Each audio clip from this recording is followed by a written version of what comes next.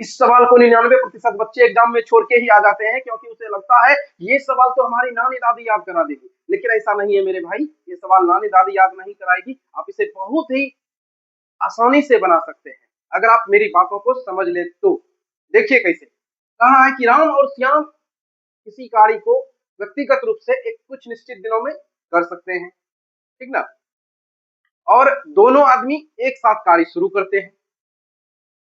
राम कार्य शुरू होने का जो निश्चित तिथि है उससे 3 दिन बाद में काम शुरू करते हैं, और श्याम 11 दिन पहले काम शुरू कर देता है। तो कार्य समाप्ति होने की जो निर्धारित तिथि है उससे 3 दिन पहले कार्य पूरा हो जाता है, और श्याम इस कार्य को 40 दिन में पूरा कर सकते हैं। तो राम इस कार्य को कितने दिनों में पूरा करेंगे, ठीक ना। तो देखते हैं इसे बेहतरीन सा इसका सोल्यूशन। तो भाई राम की जो क्षमता है वो आर कह दिए, और श्याम की जो क्षमता है उसे एस कर दिए, ठीक है। अब ये देखिए कि राम जो है 3 दिन बाद काम शुरू किया है, और कार्य क्या होता है 3 दिन पहले समाप्त हो जाता है। इस तरह से देखा जाए तो राम ने कुल 6 दिन कार्य कम किया है। कितना दिन कार्य कम किया है, 6 दिन। क्लियर।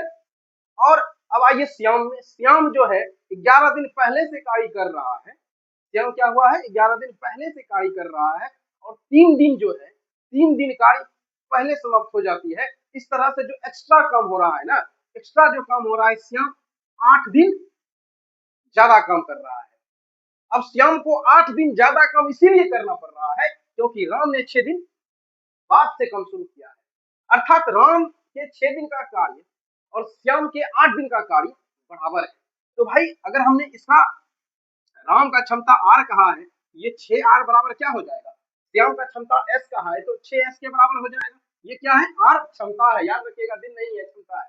तो इस तरह से यहाँ से आर अनुपात एस अगर हम लोग निकालते हैं, राम अनुपात श्याम निकालते हैं, तो क्या निकल के आ जाएगा मेरे भाई, देखिए तो 3 और इधर से 4, नहीं तो राम अनुपात श्याम क्या निकल के आ जाएगा मेरे भाई, 4:3। क्या निकल के आ जाएगा, 4:3। ये क्षमता का अनुपात है। ये क्या है, क्षमता का अनुपात है, इसके इफिशिएंसी का अनुपात है। आपको पता है ना कि क्षमता का जो अनुपात होता है वो कार्य के अनुपात का क्या होता है, विलोमानुपाती होता है, व्युत्क्रम होता है। तो यहाँ से अगर हम लोग दिन का रेशियो निकालेंगे, राम और श्याम के दिन का रेशियो निकालेंगे भाई, तो ये क्या हो जाएगा, जस्ट उल्टा हो जाएगा। नहीं, अब देखिए श्याम का दिन आपको पता है कि 40 दिन में करता है, 4 यूनिट का मान 40 है तो 1 यूनिट का मान 10, और राम का निकालना है, तो राम का 3 यूनिट है तो 10 या 30 हो जाएगा। अर्थात राम उस कार्य को अकेले 30 दिन में पूरा कर सकते।